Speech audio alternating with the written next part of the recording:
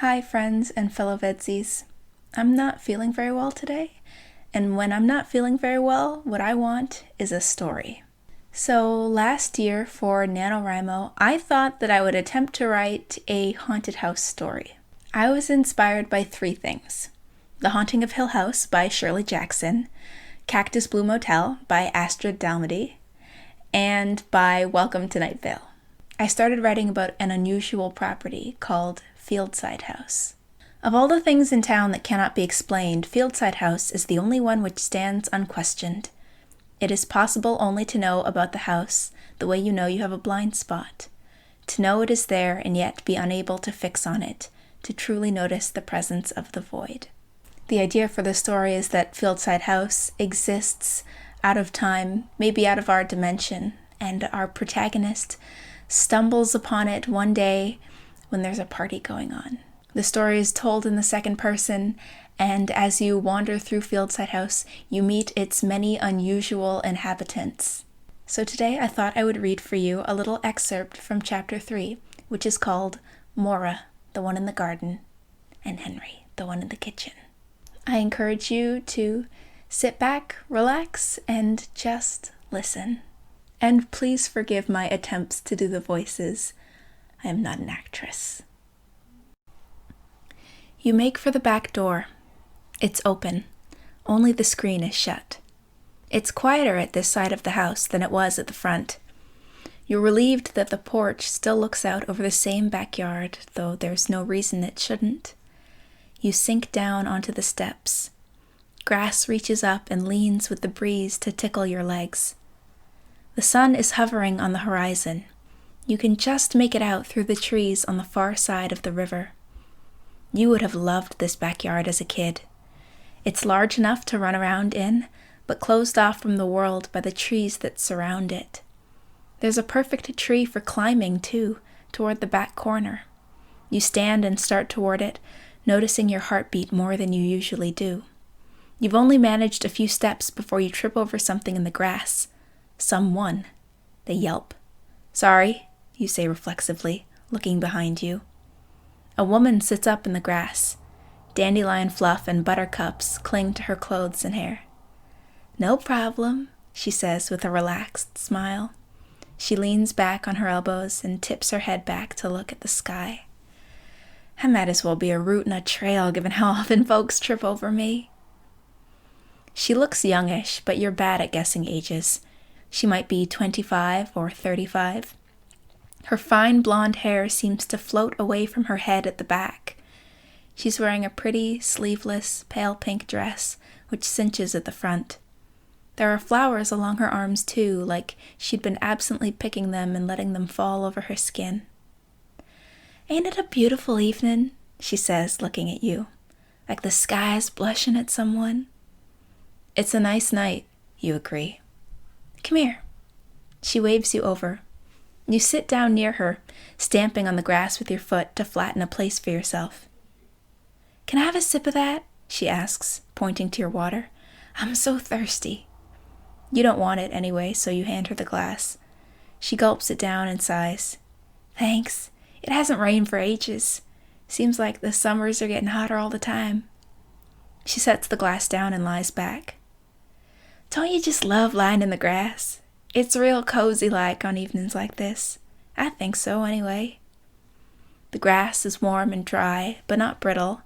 It's still green and flush with life. You sink back into it. The sky overhead is orange and pink in the places where the sun shines on it, turning blue-black at the edges.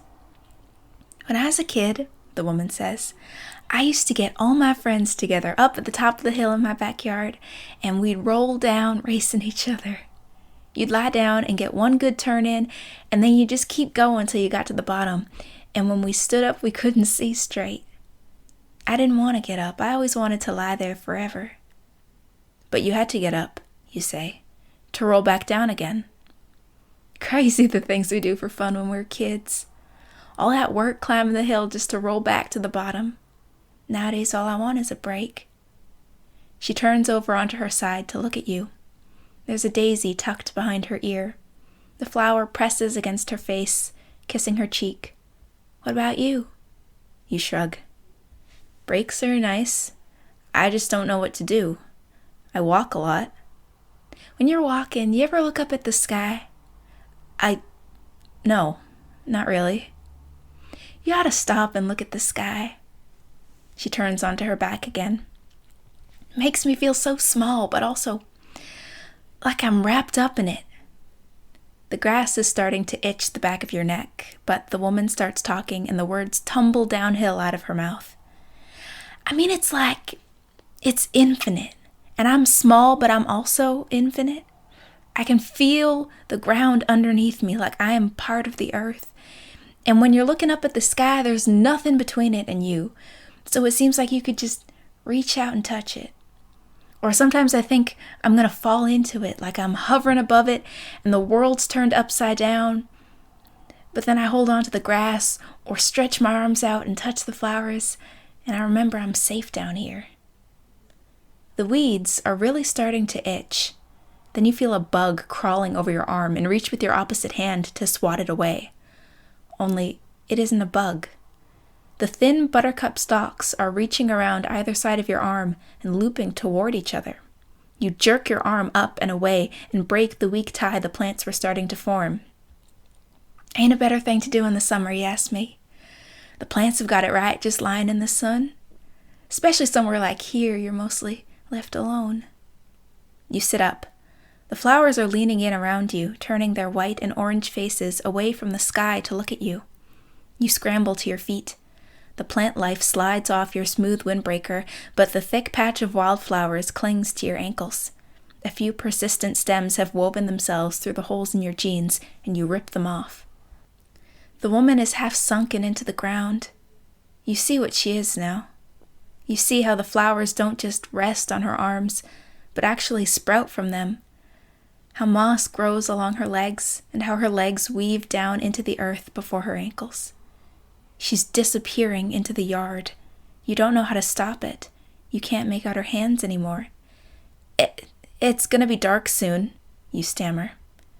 No, the grass sighs. The days are so long now. That's what's nice about summertime. You step carefully over the roots that tripped you up and then rush back to the safety of the porch. You scan the wildflowers, but there's no sign of anyone. It's been a long while since anything this strange happened to you. You step back inside and put the door between yourself and the backyard. Did you meet Mora? You jump at the sound of the voice behind you and spin around. There's a man in the kitchen, leaning against the counter with a cup of coffee between his hands.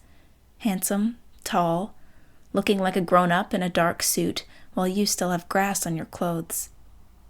Out there? You ask, pointing over your shoulder. He nods. Mora's the one in the yard? Yes, and I'm Henry, the one in the kitchen. You resolve not to smile, no matter how charming Henry thinks he is. You're shaken, not ready to relax. She's gone. She got swallowed up. He sips his coffee and watches you. His knowing silence makes you feel exceedingly stupid. How long has she been there? You ask. Choose your questions wisely now. Why does it matter? If you can't even pick the right questions, you really won't like the answers. He crosses the kitchen in 2 strides and towers over you. With one large, cool hand, he plucks a buttercup that was growing behind your ear.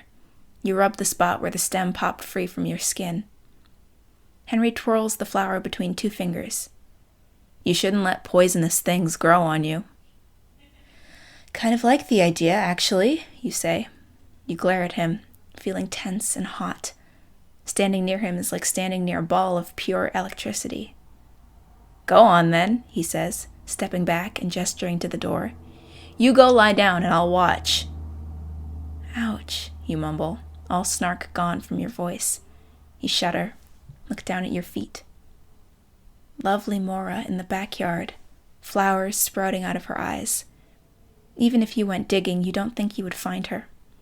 The caretaker might know something, you think. You make for the spiral staircase. It creaks a little under your weight, then suddenly groans. Hey, Henry is just behind you. You're new, right? You don't know. What you say matters. You climb like Orpheus, eyes ahead. Henry, though, won't let you doubt he's there. Mora's been there a long time, he says. You can't help her. She's gone. You stop abruptly and turn. It feels good to be taller than Henry. How long have you been here? A while, he says. And you? You weigh the pros and cons of the truth. Then you realize your memory is warping in strange ways. You don't know how long it's been. 5 minutes and 2 hours seem equally likely. Does that music ever stop? You ask. It sounds like it keeps looping back on itself. Henry shakes his head. Some places you can't hear it. There's a pause. Henry takes a step up, so you take a step up. He's got one arm on the railing. The buttercup sprouts from his hand. You blink at it, then realize he's just holding the stem between 2 fingers, so the flower sits between his knuckles. Why do you like the idea of poisonous things growing on you? He asks. Again, you sidestep the question, just slightly. She looked peaceful, you say, and you'd invited yourself into my personal space. Henry looks at you, then retreats 1 step down the stairs. He sits down sideways on the step, so his legs dangle between the bars.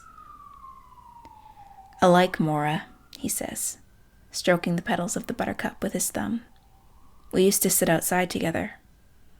You sink carefully down to sit on the step, hugging your knees. People move around a bit in here, he says, but then people find their spot and fix to it. Mora never liked being in the house. She was only ever really happy out there. It was nice seeing her be happy. He hangs his head, pushes his hair forward, and smooths it back again. I think she has children. She used to talk about how busy she was. I'm not sure she would even remember now. You're leaning toward him, full of questions. How long has it been? What did you talk about? Did you ever go back there? Before you can ask any of them, Henry says softly, "Damn it." He drops the buttercup and stands. He shoves his hands in his pockets. Be careful about what you ask for, he says, then bangs down the stairs and disappears down the long hallway. You scoot down and pick up the discarded flower. The petals are warped from Henry's folding and fiddling with them. They are covered in a thin layer of frost that melts at your touch. You linger there for a moment, halfway down the stairs.